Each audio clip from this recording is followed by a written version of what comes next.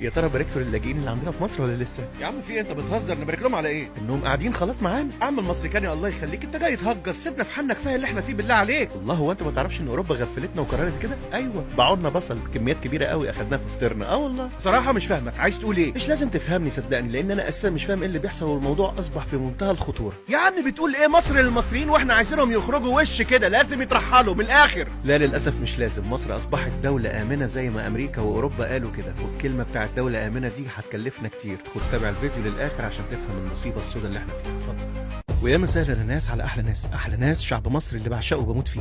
احنا اتغفلنا يا رجاله، احنا اخدنا على قفانا. سامع الضربه دي؟ زي ما سمعت الصوت ده، اتغفلنا بس غصب عننا تغفيل. احنا مش هنصوت ومش هنصرخ في الفيديو ده ومش هنلطم، لان المشكله اكبر مما تتخيل. احنا في كارثه، احنا تم مرهمتنا والضحك علينا.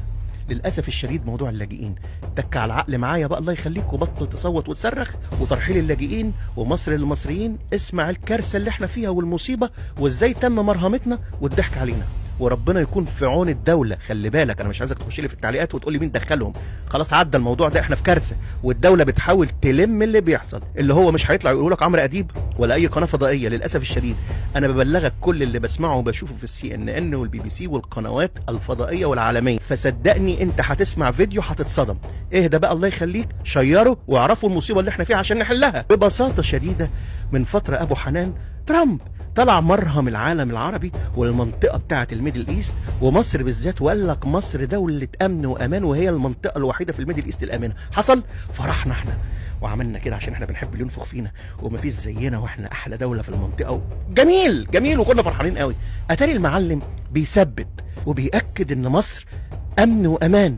اتاري الكلمه دي ولاد الحرام وولاد اسراء بيحضروا لنا الخازوق واحنا مش حاسين. تفاجأ بعد كده الخطة الماسوسية اللي انتوا هرشينها بتتحضر ازاي علشان مصر تروح في 60 داهية. بتتحضر ازاي؟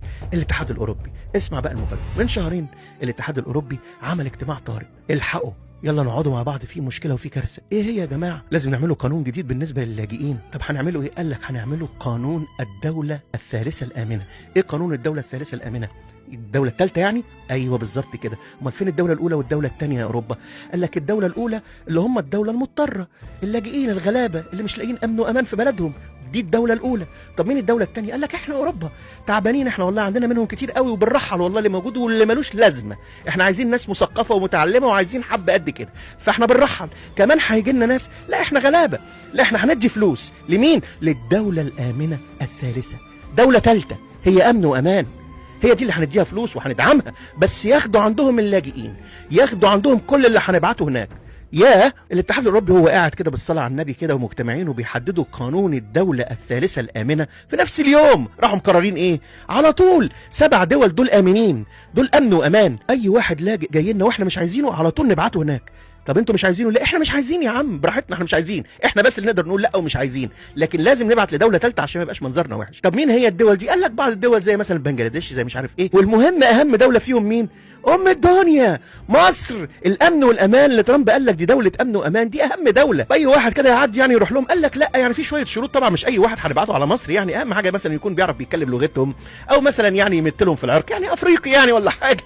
وهو راكب الطياره وجاي لنا مثلا طياره طارت من فوق مثلا وعدى على الحدود المصريه، او ليه حبايبه هناك وقرايبه قدامى موجودين في المنطقه هناك بيلعبوا هناك بالسكاكين وبالسيوف، يعني عيله يعني يعرفوا بعض ولا حاجه، على طول يتوكلوا على الله ويروحوا ايه؟ مصر، واحنا هندي فلوس. طبعا احنا شفنا مؤخرا محاوله دمج اللاجئين طبعا في صندوق حياه كريمه وان هم يحطوا فلوس، وجت رئيسه لجنه الهجره وقالت لك عايزين نغير الكلمه من لاجئين الى مهاجرين، والحوارات اللي حصلت دي في مصر واتمرهمنا طبعا علشان الناس دي تبدا تيجي مصر. بس قال لك ايه؟ طب يعني عادي كده بالنسبه لك. قال لك الشرط الوحيد اللي ما ينفعش يروحوا للبلد دي هو ان البلد دي تكون بترحل ترحيل قسري وبتعامل معامله سيئه والاضطهادات والحاجات دي، لا ما ينفعش نوديهم الكلام ده. طب هتسالني وتقول لي الله يا مصر ما كانتش بعلم بالكلام ده؟ لا طبعا، احنا عندنا اذكى جهاز مخابرات في العالم، ولذلك اعتقد ان الجهاز بتاعنا فاهم كويس جدا اللي بيحصل، المؤامره اللي حصلت علينا والمرهمه اللي احنا اتمرهمناها، الاشتغاله اللي حصلت لينا.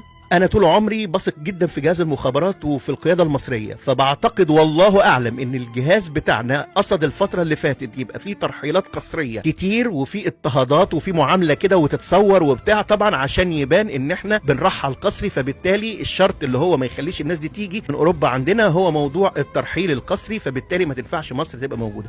اتمنى طبعا من الله سبحانه وتعالى، انا واثق في ذكائنا طبعا، انا واثق في ذكاء مصر ان هي ماشيه بخطه معينه، لان الموضوع اصبح انت دلوقتي بتحسس ازاي ذكاء في التعامل.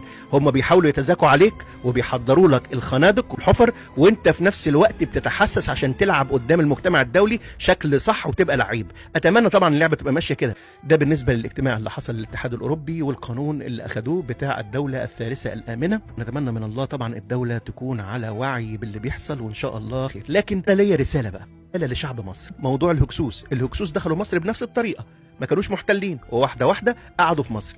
نفس القصه والسيناريو بتاع يهود اوروبا لما مشوا من اوروبا ودخلوا فلسطين، واهل فلسطين اخذوهم بالاحضان وشالوهم على الاعناق واكرموهم، وفي الاخر شفنا اللي حصل. نفس القصه بتتلعب ونفس السيناريو معاكي يا مصر، لان ما نفعش معاكي اي شيء، انت الوحيده اللي واقفه، فالحل الوحيد يقسموكي من جوه، وعمرك ما هتتقسمي.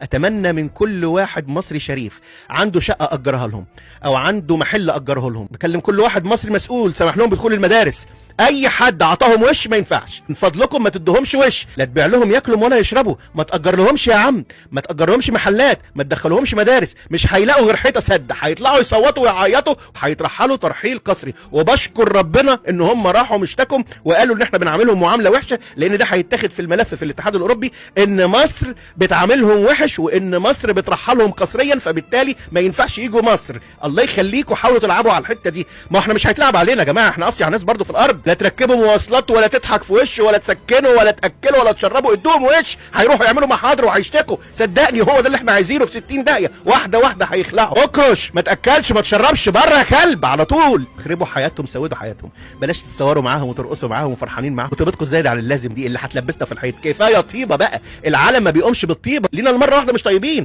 خلينا مره واحده مش جدعان يا عم، خليهم يقولوا علينا مش جدعان لمره واحده في حياتنا. الله كفايه بقى اللي بيحصل، عن ابو دي طيبه، عن ابو دي جدعان يا جدعان، مش كده.